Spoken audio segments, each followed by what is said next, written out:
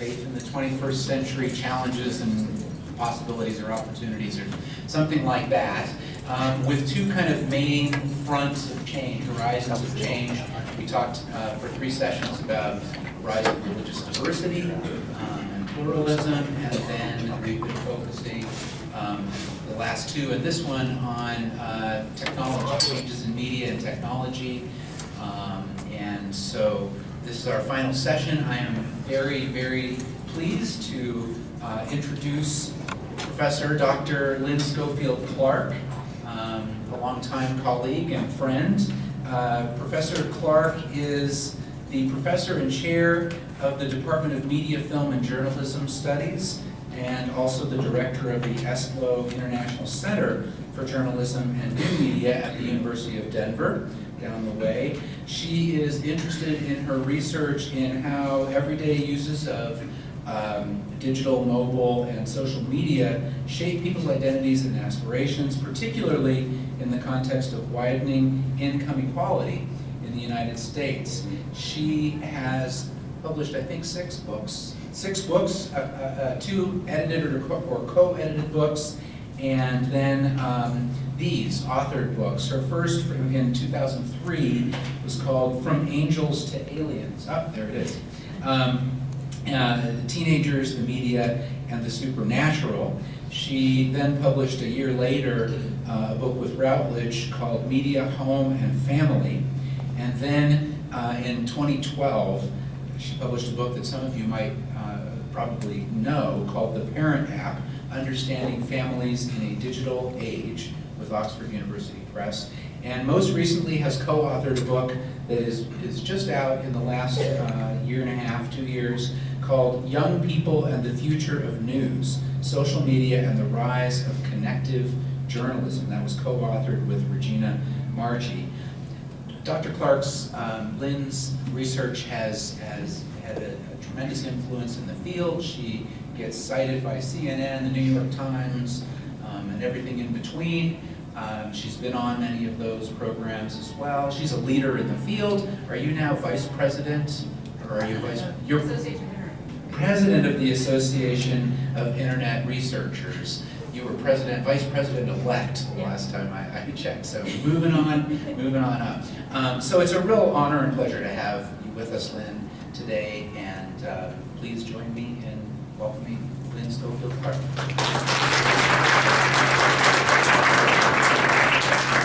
Well, thank you very much, and it's such an honor to be here, and I always love to get lots of endorsements, so let me just show you one.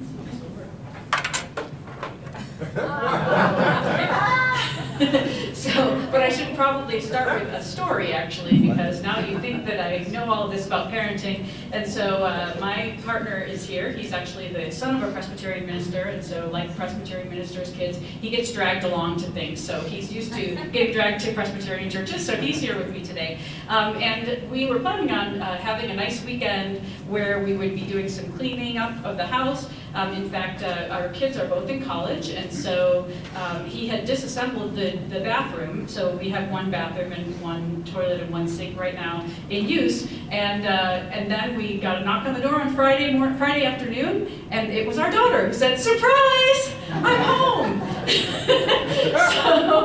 so she's with us this weekend, but she's at home sleeping, and now we're trying to figure out how are we going to get her back to Fort Collins in the midst of a snowstorm that we're expecting in the next 2 days. And that's how parenting goes sometimes. So, but I'm happy to be able to be with you today to talk a little bit about parenting and to think together. I'm actually going to make you do some work because I'm a professor, and so I like to think of you all as students who, like me, like to continue to learn. So I'm going to ask you to do some group work together in just a little bit.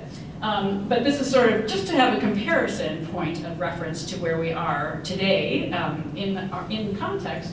We know that Twitter has been very important in the lives of our country and in the lives of all of us. It has affected us indirectly, even if we are not part of Twitter, even if we're not part of Facebook or WhatsApp or TikTok or whatever the latest social media program is. We know that things have changed quite a bit. And one thing that people talk about a lot is civility. And so this you can kind of see in some of the differences between the kinds of places that we have come from. This is a reference to Barack Obama's Twitter that he gave shortly after after the death of, not like thank you, yeah. No, actually, this was after the death of Tony Bourdain, the food critic, who he was saying, you know, he taught us about food, but more importantly about its ability to bring us together and to make us a little less afraid of the unknown. We'll miss him. And I think one of the things that I found resonant in that particular tweet was about how we can think about technology as something that can produce a lot of fear and a lot of the unknown, but it also is something that can help bring people together. And just like Tony, we have people who are guides in our lives. And in many ways, we as parents and grandparents serve as those guides for helping the people in our lives of various ages to figure out what is the best way for us to live together. So, how many of you grew up in a household that had a phone that looked like that?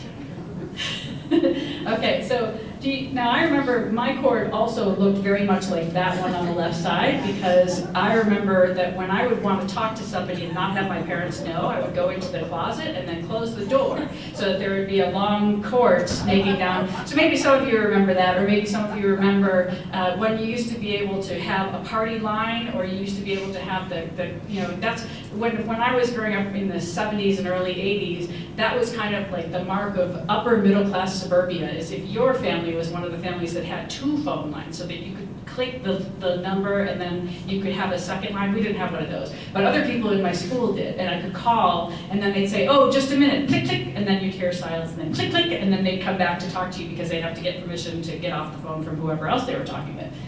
So phones have changed a lot. This is another kind of a point of reference, I think. We have gone from the time of phones being on the wall to a time when phones were something that we could take with us to various places, and they became kind of a status symbol for you to have that kind of a phone, or then the kind of phone that you could have in the car.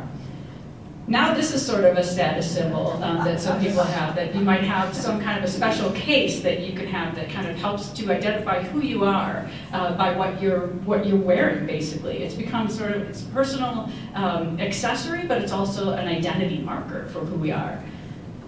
So what I wanted to do first, I'm going to actually skip that for just a second. So before I give you some of the statistics about what are the top ways that people use their phones today, I want you, if you have your phone with you, take it out, or don't put it away.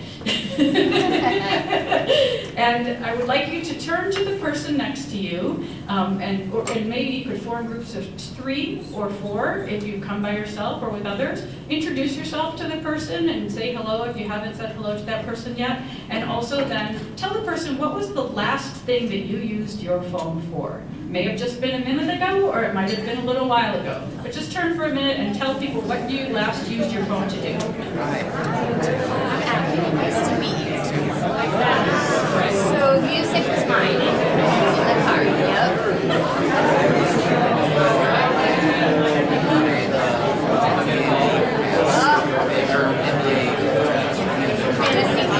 Yes, I was.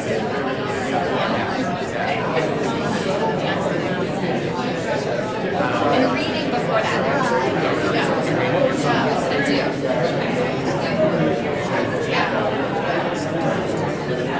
Are you still a hard person? No. Oh, so hard. It's actually a great app. What city you're in? Yeah. So I really can't afford it. No. Very. Just add stuff to it.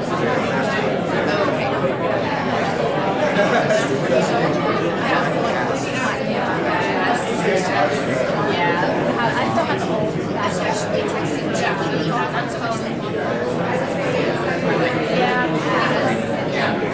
You're like, oh, we ran out of It's a long enough. It takes faster.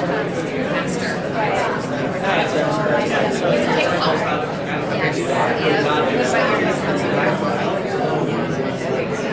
That's great.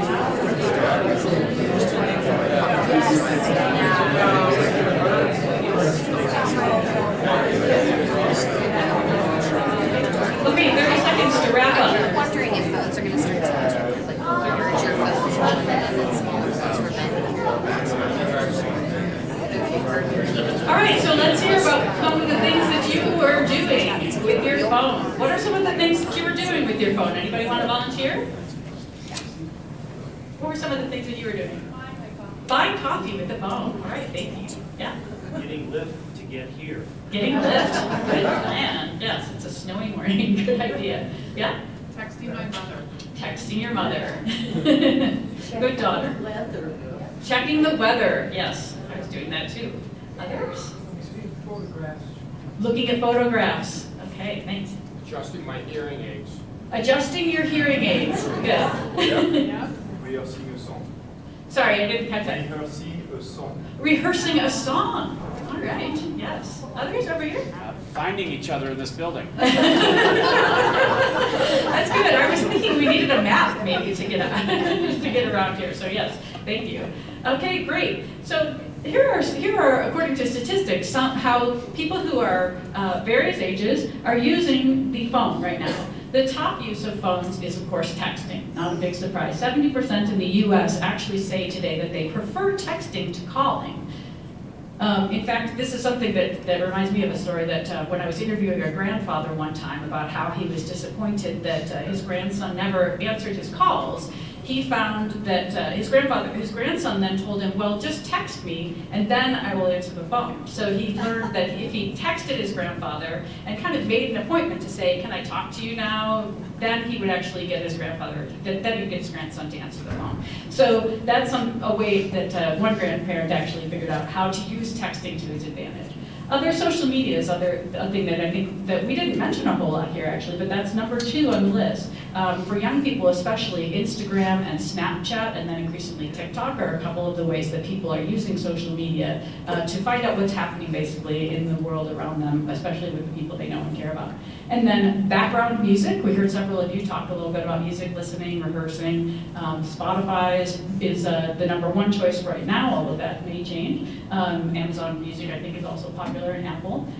Browsing is another one. YouTube and Google get a lot of our attention through the phone. And then other things, calling, although interesting, the length of phone calls has actually changed and has gone down every year since 2004. So the length of our calls have been changing. And then also things like news and shopping and looking into things. So there are a variety of different ways that we're using these things now that look pretty different from when it was back in these days. So the research says actually that the amount of time that children 8 and younger spend on phones or tablets has increased, I think that's 40 times. Quite read around that. 10 times. I can't read around the curtain there. 10 times in the past 5 years in the US. And worldwide, 1 in 3 internet users is under the age of 18. So this is something that's, we're really seeing a dramatic change in how technology is orienting our lives together. And there's some more research that I can share with you about what's happening, especially for young people. That those who watch more than 2 hours of television per day are at double the risk of obesity, and those who watch screens before bed actually sleep less. Those who participate in simulated violence are more likely to be desensitized to real violence and can experience more anxiety and fear. Cell phones are a factor in 25% of fatal car crashes. In fact, it's the number 1 reason for death now for young people under 18. And 59% of US teens have been harassed online. So there are a lot of reasons to be concerned about the social media environment that young people are growing up in today. And yes, there are also gaps in terms of who has access to what, and this plays out in relation to our technology as well. You can see that the percent of the smartphone owners in each group have experienced each of the following, that 48% have had to cancel or suspend service due to financial constraints, and 51% frequently or occasionally reach maximum data allowed on the smartphone plan. So we know that this is something that is happening within technology that is actually increasing income. It's not increasing income inequality, but it's increasing the quality of life that people are able to have because of the increased stratification within our society. We're seeing that play out in technology, and it's actually reinforcing gaps that have been there in the past. So, all of that said, is there anything good to say about digital and mobile media? Well, before I give some answers, I wanted to ask you what you think. What are some of the things that you might think could be good about digital and mobile media? FaceTime with family. FaceTime with family, yes, that's a great one. Yeah, thank you. Yeah. Continuing education. Continuing education, yeah, that we can all learn and get a lot of resources online that were never available before. Thank you. My daughter texted me at school. Before that, I never knew what she was doing. Ah, okay, so yeah, you get texts from your children, from siblings, much more frequently. We can keep in contact with each other much more. Thank you. Yeah. I was just hearing about some more efficient grocery shopping we can have. And we can have more efficient grocery shopping. That's helpful too. Okay, so just some of the things that we mentioned here are that we connect.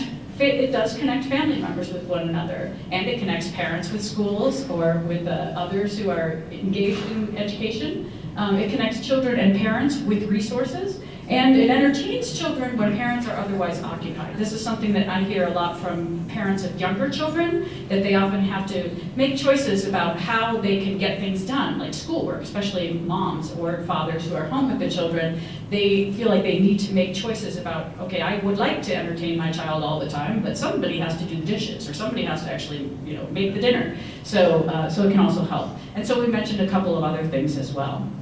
So research has shown that basically there are 3 different ways that parents tend to approach any kind of technological situation. We either embrace it, we can try to seek balance, or we can resist it. And all parents use these 3 different strategies at varying times, and it depends really a great deal on the context. So there's never going to be one solution for how we should all approach technology in our lives. We're always going to be thinking along lines of how do we want to embrace the resources that might be available to us, or how do we want to resist the issues of cyberbullying and what kinds of things can we address there? Or how can we find a balance? How can we decide that we as a family are going to use technology in certain settings but maybe not ever use it during dinner time?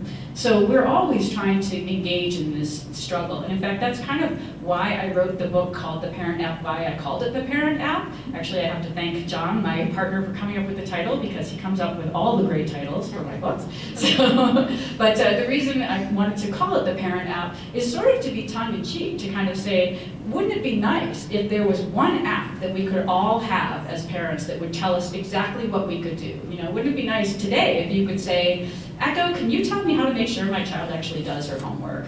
Or Echo, how can you make sure that I can get my computer to actually speak to my phone, because they're not talking to each other right now and I can't figure out how to get my email on my phone again?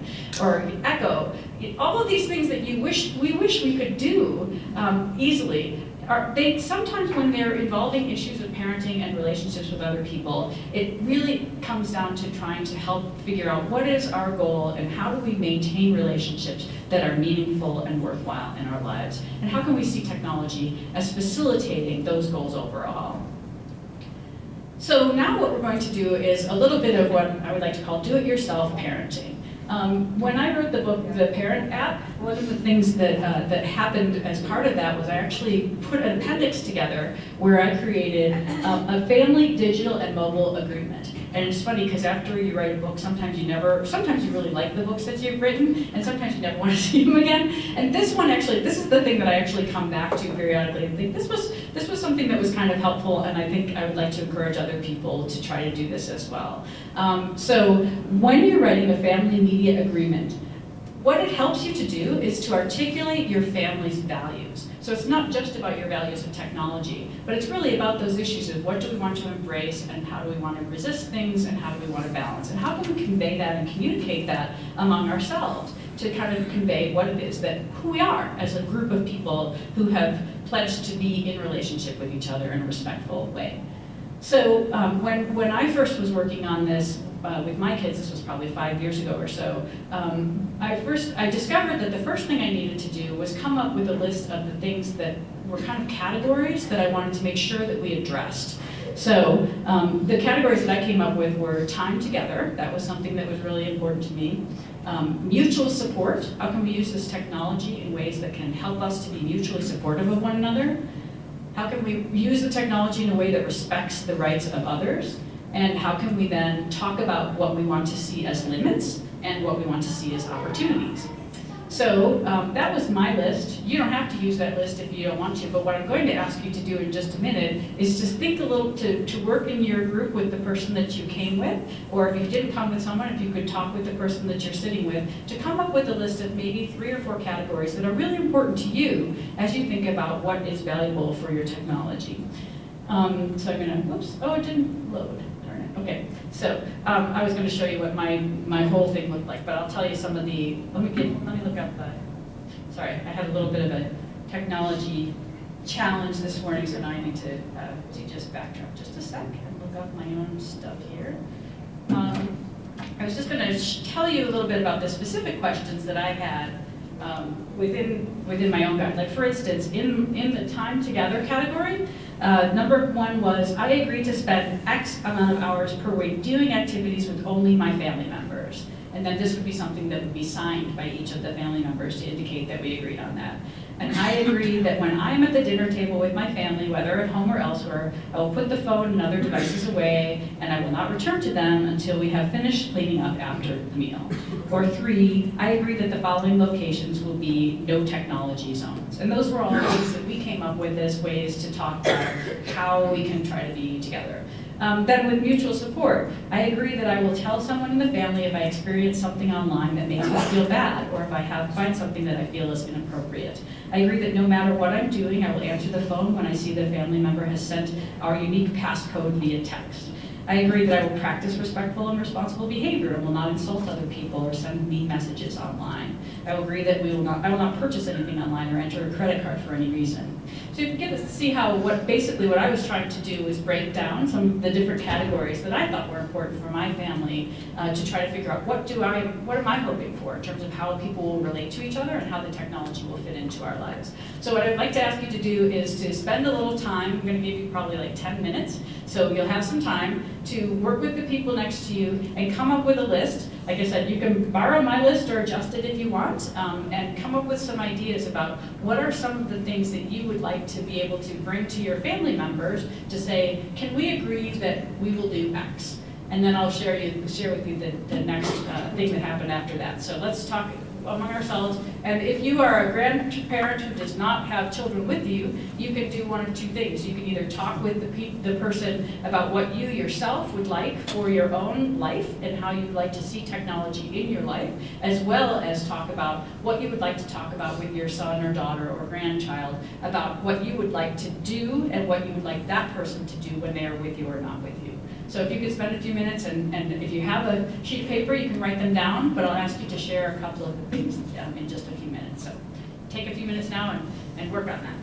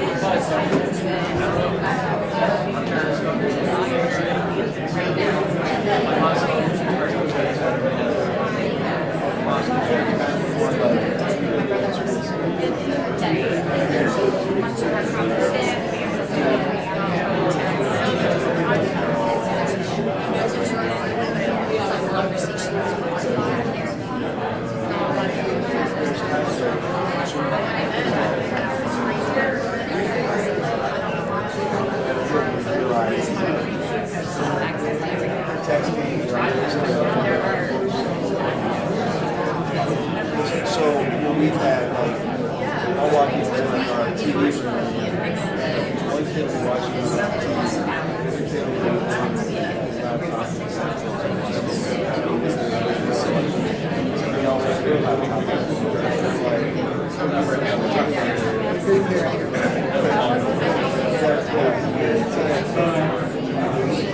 And I think like, I kind of like the idea of like,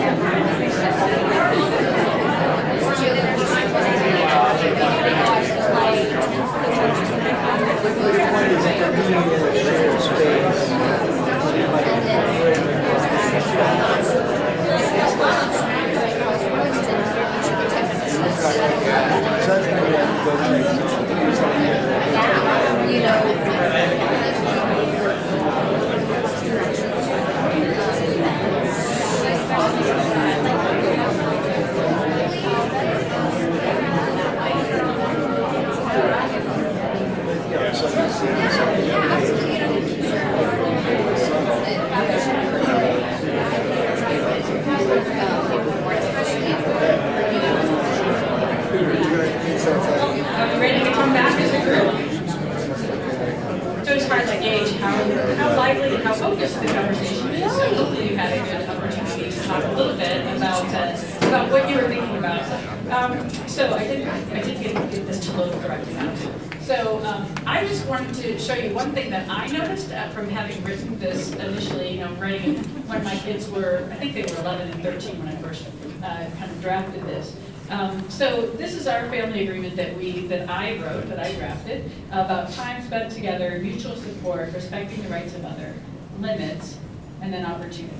So I don't know if you had the same kind of experience that I had, but I noticed I have 3 points on time together. 1, 2, 3, 4 points on mutual support. 1, 2, 3, 4 points on respecting the rights of others. 1, 2, 3, 4, 5, 6, 7 on limits, and 1 on opportunities. So I don't know if you found that as well, but that was something that was sort of an interesting learning for me as I was reflecting on how I think about technology. And I think this is kind of the way that many of us do think about this. We better make sure that we have all those things, all the limits down, what we will agree for. And then I did come up with one opportunity, which was, I agree that I will ask someone else in my family to teach me how to do X things per week. So I wanted to just kind of share that with you, and I hope that you'll keep in mind, we'll come back to talking about those in just a minute, but I wanted to just reflect for a moment on the context of parenting today. Because so we're going to go into a section I'm going to call Do-It-Yourself Parenting Take 2, where we look at what's called the flipped classroom. Are any of you in education? Some of you in education? Okay, so you have heard this term before. The idea of the flipped classroom is that it used to be the case that classrooms look like they are in the left-hand side of this picture, where you have the one person standing in the front and all of the students sitting around very dutifully listening to the one person. And so that worked for a long time. That's the industrial model of education as we all know it and we all grew up with. And today what's happening in classrooms is that there's a lot of education research that shows that young people learn best when they're actually engaged in the process of learning, when they're feeling that they're doing something. And so what happens as people who are educators now is we're encouraged to think less about how we can be what's called the sage on the stage, which is what I'm doing now. Trying to be the person who's telling you all what to write down if you're going to get a test on this. But instead, the goal of the classroom now is to help, we think as educators, to think about how can we help people to engage in experiential learning? How can we help people to think about what can they experience that then they can take with them, so that they're not just kind of learning ideas and then spitting them out, but something that can actually be informative of our lives together. And that's really transformed education. And I think it can actually transform, and already has transformed, some things about parenting. One of the upsides of it is that we talk now about parenting as being something that is more democratic, that is something that is more shared, and it's something that we kind of try to come to grips with. The downside is that it really creates some challenges around authority. It creates some challenges around how do I, as a parent, exercise authority without being overbearing, basically. And there are lots of different models that are emerging, and there are some different reasons for it as well. And part of it, I think, has a lot to do with some of the way that things have changed since the time that some of us were in the age where we were children. So in the 1980s and 1990s, for instance, the number of women with children in the workforce increased from 38% in 1976 to 74% in 1990. And the household income remained level, and divorce rates reached an all-time high of 50%.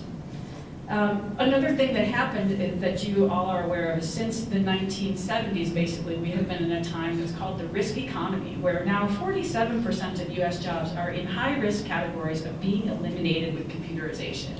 And Tim mentioned to me that you have already had a session on artificial intelligence, so some of you are probably experiencing that in the way that the work life is changing for all of us today. There's a lot more precarity around all of our jobs. Many more of us are working in what's called the gig economy now, meaning that we might work a job or two here or there, but few of us actually have jobs where we have benefits and where we go from 9 to 5 every day. And so what we're seeing increasingly is that parenting is taking place within this context of the risk economy.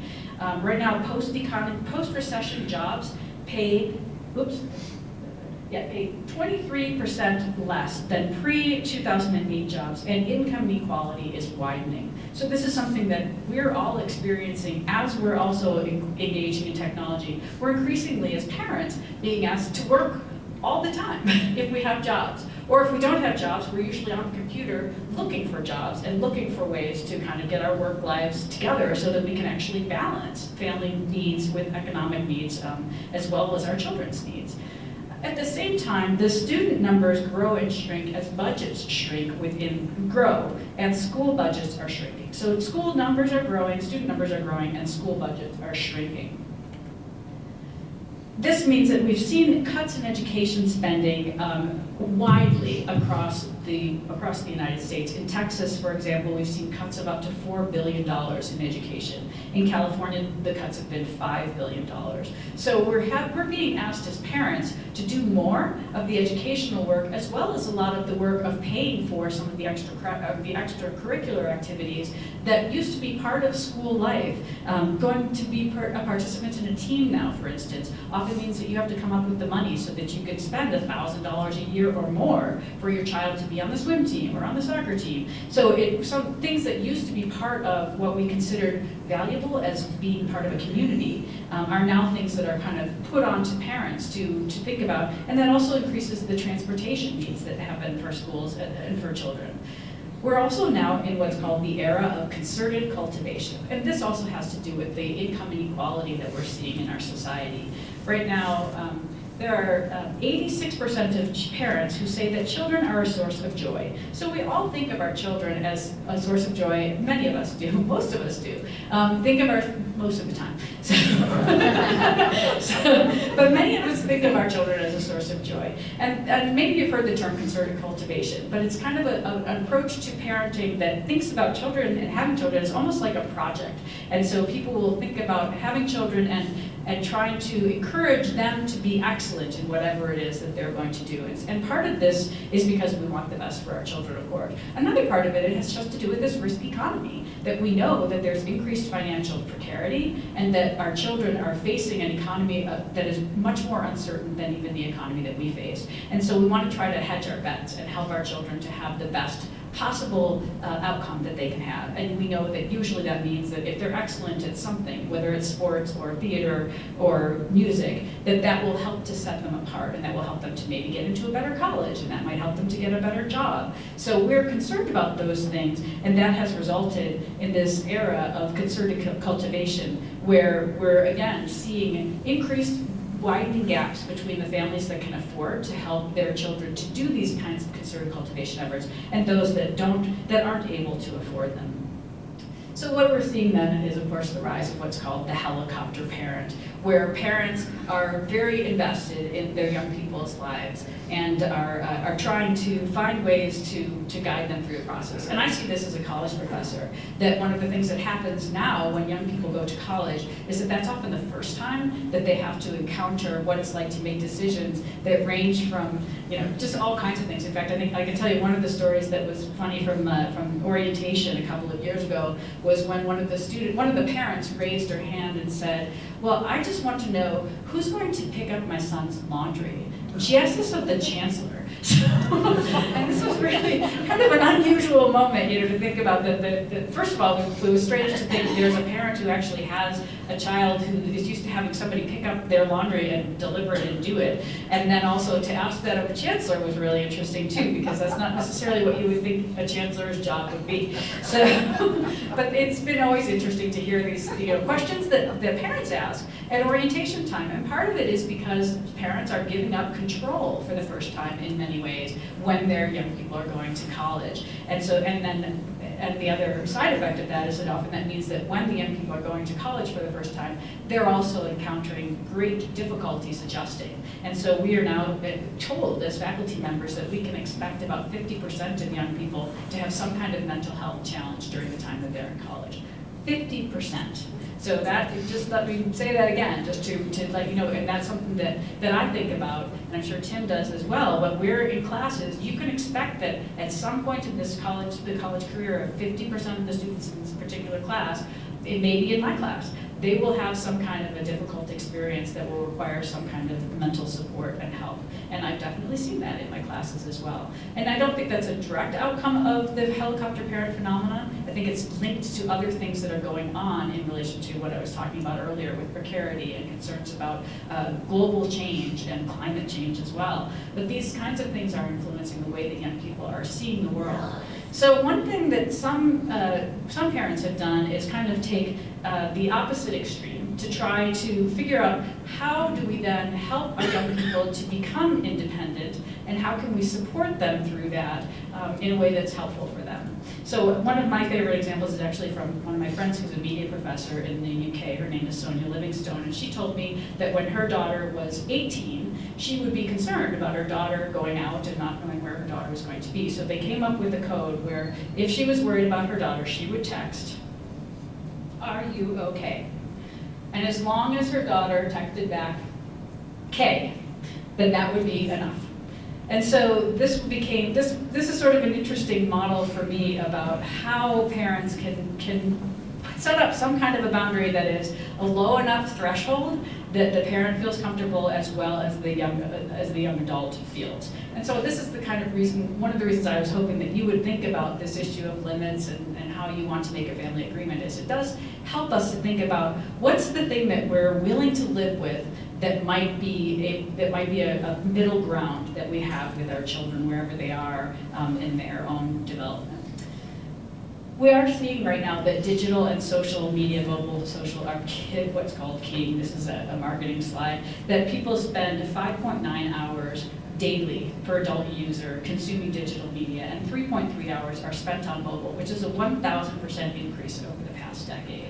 And so we are living in an environment of what's called the attention economy, where we all are asked for our attention all of the time. And the reason for that is because it's a benefit to these large companies.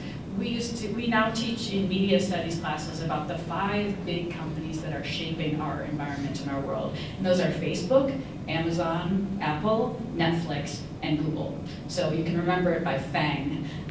Facebook, Apple, Amazon, Netflix, and Google. Those are the 5 companies that are seeking our attention all of the time. And from the perspective of those companies, they don't really care what we're looking at. They just want to make sure that we are spending time with them, and as much time as possible. We've come to a society of spectacle now, basically, where we're seeing large-scale digital and social media platforms that are polarized spaces where people are subject to personalized information design, sensational content, and sophisticated advertising techniques. And one of the things that we talk about a lot in media, and you'll probably hear about this increasingly in the next year in relation to the election, is the issue of fake news, or about disinformation campaigns. And this is something to keep in mind about it, is that by every common metric, falsehood consistently dominates the truth on Twitter. This is what study after study have found, and this is one that was published by MIT in Science last year, that fake news and false rumors reach more people, penetrate deeper into the social network, and spread much faster than accurate stories.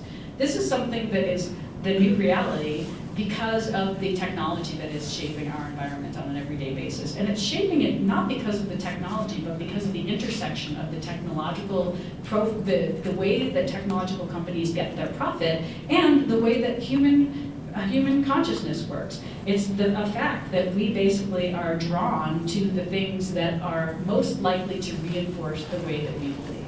So this is something that we have to kind of continue to think about as we're parents. Now I want to just do one last thing, which I think I can show you if I can figure out how to make this work. Okay. So, oh darn it.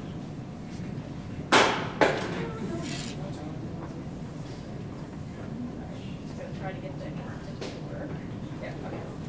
Okay, so now I have to tell you what happened when I actually did put together that lovely agreement, that agreement. I thought, you know, what would be kind of fun is to actually ask my kids about it. What do they think about this agreement? So I can come back now to the issue of flipping parenting, my family's media and tech agreement, when I learned that children have a lot of good ideas about how their parents should manage media. So I had written that contract, you know, and kind of shared it with them when they were maybe 11 and 13. So the next year, when they were 12 and 14, and my book had come out, I had them read it and said, you know, let's talk about what you think should be in a family agreement. So, let's see here if I can just arrow down here.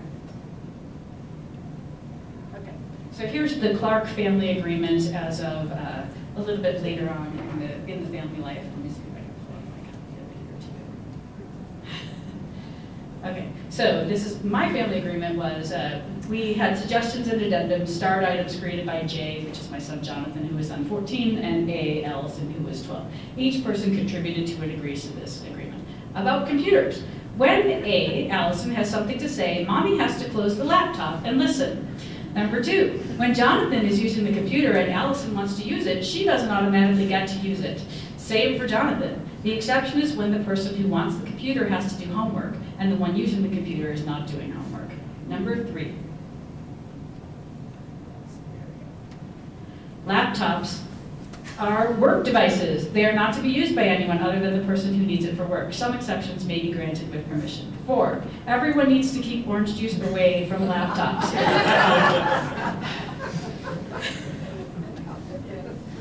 So maybe some of this is sounding familiar. So mobile devices, no one, including mom and dad, can check text messages or answer the phone when we are at the dinner table, watching a television program or film together or playing a game together. That's what voicemail and answering machines are for. Number 2, where's the Nook? Let's find it. Number 3, whenever someone finishes using the iPad or the Nook, once we find it, he or she needs to plug it into the charger so that the next person who wants to use it can find it and it will be ready for use. Number 4, when Jonathan gets a data plan, his phone will need to be placed up on the kitchen counter overnight. Number 5, Jonathan can get a data plan when he has demonstrated that he has earned $20 each month for 3 months in a row and can therefore pay for that data plan. If he fails to pay for the data plan, it will be discontinued after a 1-month grace period. And one of my daughter's favorites, Mom can't talk on the phone about Jonathan or Allison when they are in the same room and can hear. Media transportation. When more than one person is in the car, no one can talk on the phone to other people. This means you, Mom. The driver picks the music but if it's a long trip, Allison says no to NPR or talk radio. Media and learning. Media and learning. Mom and Dad agree that they will each ask Allison and Jonathan to show them things that they think are fun to view on YouTube, and Mom and Dad agree that they will devote 15 minutes to doing nothing else but listening to them describe why they like what they've chosen to show. 2, Mom will enthusiastically spend 15 minutes straight experimenting with Minecraft under Allison's supervision. That was tough. But I do like their music. Media and leisure. We will have weekly technology-free activities like hiking, biking, or walking the dogs. Occasionally, we will take technology-free retreats like when camping or fishing. 2, Jonathan can program a new ringtone for Mom every month as long as it costs less than $1. If Mom or Dad is going to devote some time on a weekend or vacation to doing something on his or her own that involves media, and this includes reading, Mom and Dad will allow Jonathan and Allison to enjoy approximately the same amount of time engaging in the mediated leisure of his or her choice without criticism or interruption. That's another one that's hard. And 4, we need to have a movie night once a week that includes all family members. We have not done that every week, but it was a good idea. So we need to have a family game night once a month. This can include Guitar Hero, Dance Dance Revolution, Just Dance, or Wii Sports. It can also include a board game or a puzzle. And 6, when Mom watches horror or fantasy television programs or films with Jonathan, she's not allowed to say, ew, or oh no, or cat. Okay, so let me try this. If I can get back to my... Okay, there we go. See, we're almost out of time. So I share that with you just to kind of remind us all that our children are part of the equation whenever we're having these kinds of conversations about technology. And so my takeaways for us are just to ask your children about their screen time, express interest in what they're doing, prioritize learning activities that are important and don't stress when the screens fill some of the downtime, and stay on top of developments because as adults, the developments with social media are shaping the cultural and legal environment for all of us. So I think I'll just end there because I know we want to have some time for question and answer, but thank you very much for your time.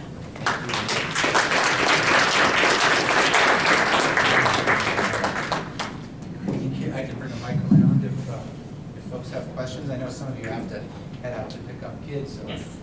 I'll just make a comment too. Yeah, one of the things that when I grew up in the 70s, 80s, I think one of the things that I certainly can look back is that as my parents benefited from the community, right? Like we were outside playing and people that were retired or other parents also maybe had a shared sense of the community and the children within the community.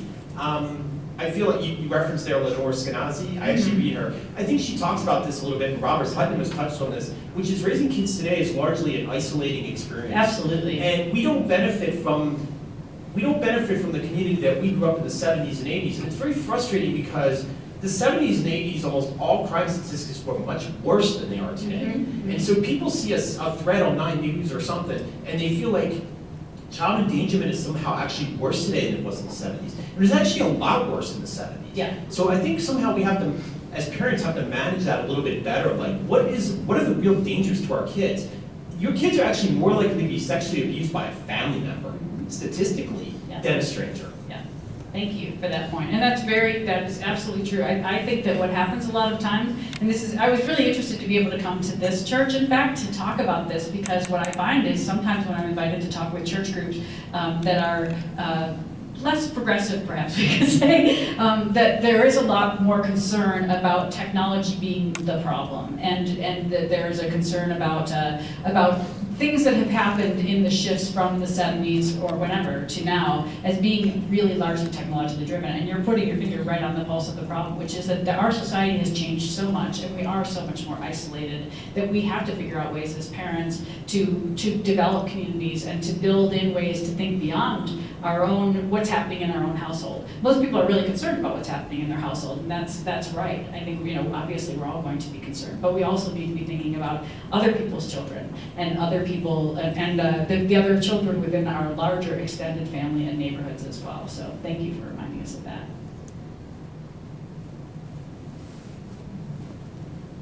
How do you best deal with, you've got your family values surrounding technology, surrounding phones, and I was expressing that I've got a middle schooler now, but we have chosen not to give her a phone yet, and many of her friends have them. So how do you balance friends coming into your home with their phones and they're just on their phones, or your friend going to their homes and not really knowing what's going on under that roof? Yeah. Boy, that's a good question. I don't know that there's a great answer to that, but I can definitely identify with that because I remember, especially when my kids were in middle school, that was, actually when we struggled as a family to try to figure out when we were going to get a phone for our children. And so we made the decision that we would give our daughter a phone, I think when she was in 8th grade. But I remember that we gave it to her over the Christmas holidays. She went to school, and the first day back from school, she said, and we had decided to take an iPhone and make it so that it would not have internet access, but she could have the phone capabilities. So we did that, and then the first day she came back from school, she said, you know what? My friend Maggie showed me how I could get internet access on this phone.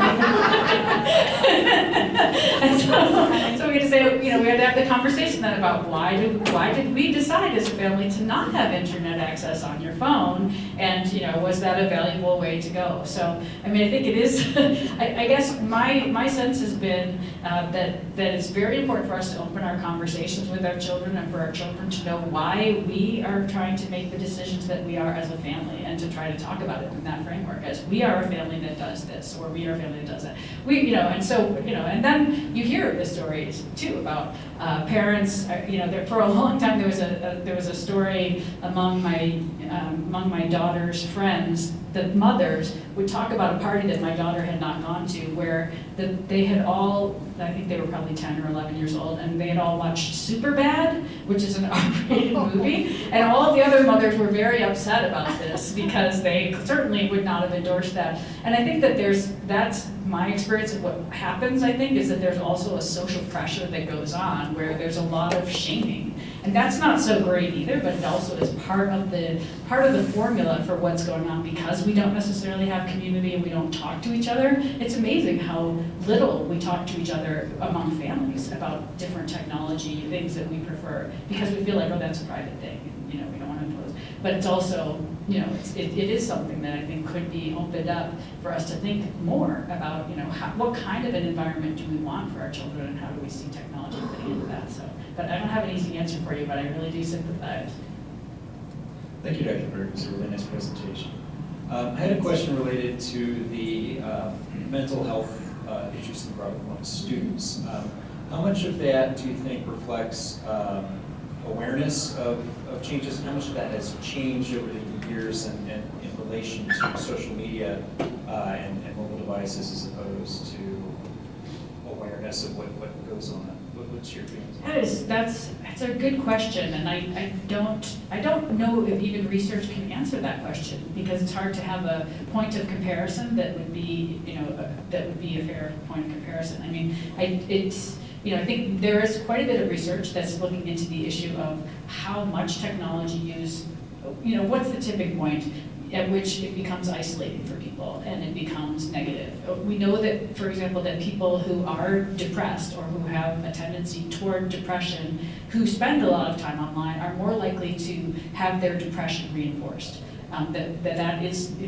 That supports the idea that that people are using media in a way that they're seeing kind of the best of what people want to present about themselves, whether that's on Facebook and especially on Instagram, which is really a very curated kind of a media form that young people use, and then see, they'll look at it and think, oh wow, everybody's having so much more fun, everybody's so much more attractive than me, so it can reinforce depression in that way.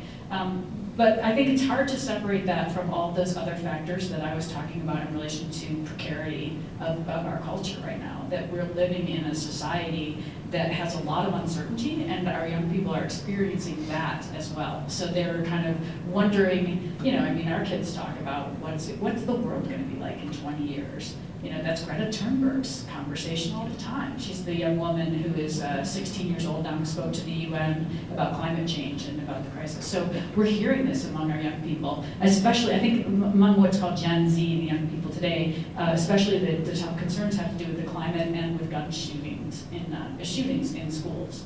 These are things that are really difficult for us to protect our kids from. And I think it is the environment that we are raising our kids in, which is really hard to figure out, and there aren't any good answers to, other than we have to try to maintain connections, I think. That's sort of my bottom line, is how can we use this technology with all of its flaws in ways that can help how can we harness it for the goals that we want to have as people who remain connected to each other. Does your parenting app book deal with the consequences of any of those members that signed that contract? How does it deal with that? That's a good question. I think, I kind of had done the contract, leaving it up to people to make their own decisions. And it's funny because since my daughter is home, I told her, we're going to go over and do this talk about, I'm going to talk about the parent app, and I'm going to talk about the contract. And she said, oh, I remember that. That was when we used to have a whiteboard on the refrigerator, which I'd totally forgotten about. We probably did that for like a month, where we actually talked about, we need to do these various things. So maybe that says something about me as a parent not being terrific on follow through, but I think it also is something that situations change. And I think that's part of one of the things that can be really helpful about writing an agreement is that it helps you to articulate what's valuable within a particular moment, but also you recognizing when I read it, I can recognize that things have changed in my own family life, and it changes pretty quickly. So how you actually could hold people to consequences will also change because of that. I do know that the research actually shows that parents that restrictions can backfire. I guess that would be the way I would say it. That if you think you're going to be a parent that's going to say, no television at all, or I'm going to kick your phone, especially taking the phone when grounding, that can totally backfire. And that's important for us to know and the reason I think that's the case is because it undermines what we're trying to accomplish as parents, which is that connection and that articulation of what we value and how we are valuing one another.